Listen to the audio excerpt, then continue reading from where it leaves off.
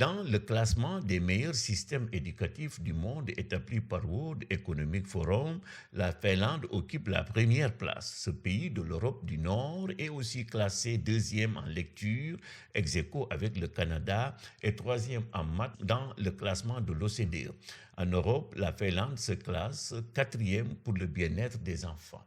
Ces classements élogieux ne sont naturellement pas le fait du hasard. Au contraire, ils sont le produit d'une politique éducative ambitieuse, marquée notamment par des réformes audacieuses. À cela, il faut ajouter la qualité de l'organisation et du pilotage de la machine. Une des leçons majeures que le professeur Wallo dit avoir retenues de l'expérience finlandaise est qu'il faut du temps et de la constance pour institutionnaliser une nouvelle gouvernance, de nouvelles règles du jeu. Il pense qu'un quart de siècle ne semble pas de trop. En Finlande, les congés parentaux sont longs. L'objectif est de permettre aux parents de consacrer du temps à leur progéniture.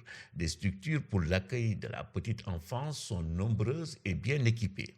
À l'école, au collège comme au lycée, le cadre est attrayant.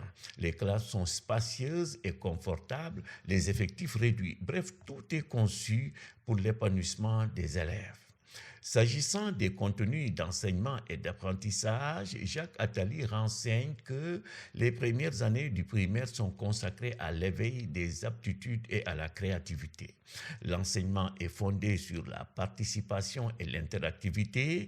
Le but est de valoriser plutôt que pénaliser. Plus loin, l'auteur ajoute que jusqu'à 16 ans, les cours sont limités à 45 minutes et entrecoupés de pauses de 15 minutes. Voilà un argument pour les acteurs de l'éducation qui réclament l'allègement des programmes au Sénégal.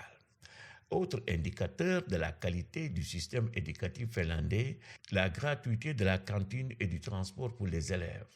Le redoublement y est quasiment inexistant. À cela, il faut ajouter l'importance accordée aux activités périscolaires. Puisque les performances des apprenants dépendent aussi et sans doute en grande partie de la compétence des enseignants, la Finlande mise sur une formation de qualité et surtout la valorisation du métier. Considérés comme des professionnels, les enseignants disposent d'une liberté pédagogique sans entrave. Mieux, il n'y a pas d'inspecteur pour les contrôler. Les autorités éducatives de ce pays estiment que ce corps est coûteux et inutile. Contrairement à beaucoup de pays, l'enseignement est un métier très respecté en Finlande. On estime que l'enseignant y est au même rang social que le médecin et l'avocat.